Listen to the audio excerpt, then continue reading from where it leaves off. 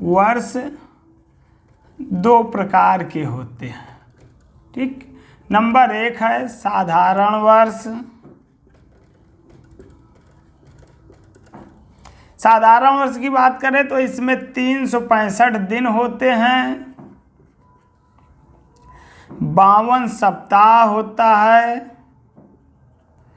52 सप्ताह प्लस 1 दिन। ये एक दिन जो एक्स्ट्रा है इसको हम लोग एक दिन विषम दिन भी कहते हैं, विषम दिन भी कहते हैं। ठीक, और दूसरा होता है लीप वर्ष। लीप वर्ष इसमें जो है 365 दिन होते हैं। ठीक, 52 सप्ताह प्लस 2 विषम 2 दिन होते हैं। ठीक, ये जो 2 दिन हैं इसी को हम लोग विषम दिन भी कहते हैं। क्वेश्चन सॉल्व करते समय ये हमारे लिए बहुत इंपॉर्टेंट हो जाता है। ठीक है, इसको नोट कर लीजिए।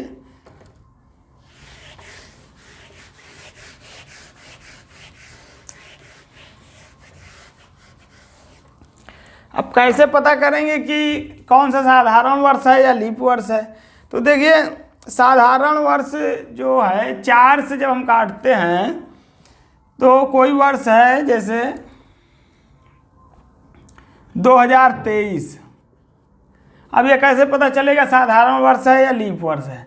तो देखो, इसमें क्या करेंगे, जो शताब्दी वर्ष होते हैं उसको 400 से भाग दिया जाता है। शताब्दी वर्ष मतलब जैसे 2000, इसमें 2023 है ना, तो ये 2000 जो है ये शताब्दी वर्ष है। इसमें कितने से भाग देंगे? 400 से। इसमें 400 से भाग देंगे, 4 पंजे 20 कट गया ना, तो ये क्या होगा, जो पूरा कट जाए क्या हो जाएगा? लीप वर्ष। सन 2000 जब रहा होगा तो लीप वर्ष रहा होगा। और लीप वर्ष में फरवरी का माह जो होता है 29 दिन का होता है। ठीक, अब ये 2023 है, 400 तो ऐसे खत्म हो गया, अब बचा 23। 23 में हम किससे भाग देंगे? 4 से भाग देंगे। 4 पंजे 20 नहीं कटेगा, इसलिए क्या हो गया, ये साधारण वर्ष। 3 शेष बच जाएगा, कटेगा नहीं। जो पूरा कट जाए वह लीप वर्ष होता है, जो नहीं कटेगा वो साधारण वर्ष होता है। ठीक, तो ये क्या है? 2023 साधारण वर्ष है। ये क्या हो जाएगा हमारा? साधारण वर्ष। ठीक है, पता चला? कैसे चेक करेंगे? 4 से भाग देंगे। अगर शताब्दी वर्ष है तो उसको 400 से भाग दिया जाएगा। साधारण वैसे नॉर्मल है तो उसको जो है 4 से, शताब्दी वर्ष को 400 से भाग दिया जाएगा। अगर शताब्दी वर्ष नहीं समझ में आया तो देखिए कैसे शताब्दी वर्ष किसे कहते हैं। जैसे हो गया 100, 200, 300, 400, 500, ऐसे जो भी चला जाए, 2000, 3000, इसको हम कितने से भाग देंगे? 400 से भाग देंगे। ठीक, इसको हम 400 से भाग दे के चेक करेंगे। ठीक, बाकी जितने हैं उसमें उसको जो है 4 से भाग देंगे। तो कैलेंडर में इम्पॉर्टेंट कुछ है, क्वेश्चन सॉल्व करने के लिए जो ज़रूरत पड़ेगी उसको हम लोग लिख लेते हैं। जैसे 100 वर्षों में विषम दिन, इधर लिखेंगे हम लोग वर्ष, इधर लिखेंगे विषम दिन। ठीक, 100 वर्षों में विषम दिनों की संख्या कितनी होती है? 5। ये हम लोगों को रटना पड़ेगा, यानी कि याद करना पड़ेगा। 200 वर्षों में विषम दिनों की संख्या 3। 300 वर्षों में विषम दिनों की संख्या 1। उसके बाद आता है 400 वर्षों में विषम दिनों की संख्या 0। हर चौथे साल, हर 400 साल पे 0 हो जाता है। ठीक, ये चीज़ हमें याद करना पड़ेगा। ये क्वेश्चन सॉल्व करते समय इसका उपयोग होगा। ठीक है, ओके।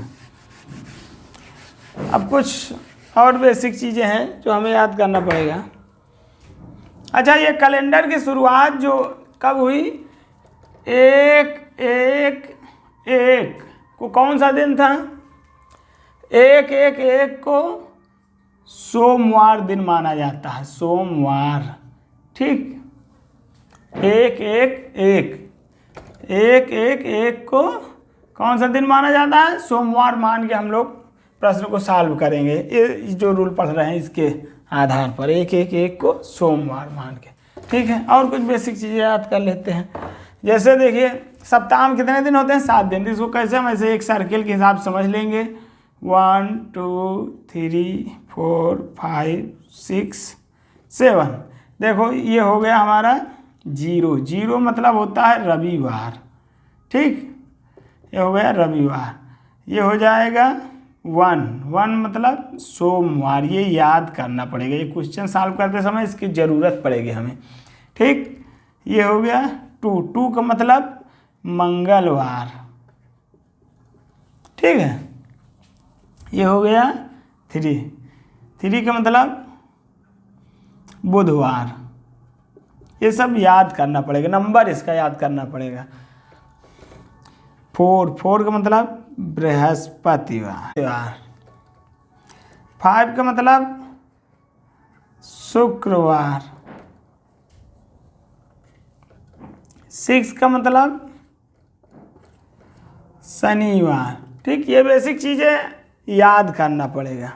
ठीक है, मतलब 0 का मतलब रविवार। जब हम काउंटिंग करने लगेंगे, सवाल को क्वेश्चन को सॉल्व करने लगेंगे तो उसमें 0 आएगा तो हम समझेंगे रविवार। 1 आया तो सोमवार, 2 आया तो मंगलवार, 3 आया तो बुधवार, 4 आया तो बृहस्पतिवार, 5 आया तो शुक्रवार, 6 आया तो शनिवार। ठीक, ये चीज़ें हमको याद करना पड़ेगा।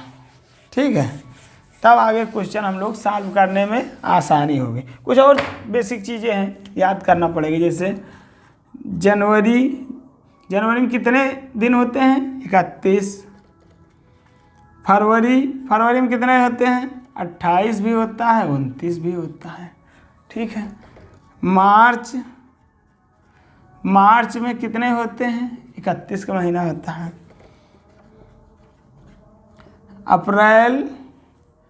अप्रैल हो जाएगा आपका 30। अप्रैल के बाद आता है मई हो जाएगा 31 का। मई के बाद आता है जून हो जाएगा 30 का। उसके बाद क्या आता है? जुलाई हो जाएगा 31 के। जुलाई के बाद अगस्त हो जाएगा 31 का। अगस्त के बाद सितंबर हो जाएगा 30 का। उसके बाद आता है अक्टूबर हो जाएगा 31 का। उसके बाद नवंबर हो जाएगा 30 का। उसके बाद क्या आता है? दिसंबर। ठीक, दिसंबर हो जाएगा 31 का। देखिए इसको लिखे क्यों है, इसका बहुत ज़रूरत पड़ेगी, हमें बहुत ज़रूरत पड़ेगी क्वेश्चन सॉल्व करते समय। अब इसमें देखिए 4 से भाग देंगे तो कितना बचेगा? 3। ये जो 3 शेष बच रहा है इसी को हमको लर्न करना है। ये हो गया 3। क्या है? ये विषम दिन है। इसी के दम पे हम क्वेश्चन को सॉल्व करेंगे। जैसे इसमें 0 और 1। अगर फरवरी 29 की है तो एक विषम दिन बचेगा, अगर 28 की है तो 0, कुछ नहीं बचेगा। वैसे इसमें हो जाएगा 3। इसमें कितना बचेगा? 2। अप्रैल में 2 बचता है। मई में कितना बचेगा? 3। जून में 2। जुलाई में 3। अगस्त में 3। सितंबर में 2। अक्टूबर में 3। नवंबर में 2। दिसंबर में 3। ठीक, ये चीज़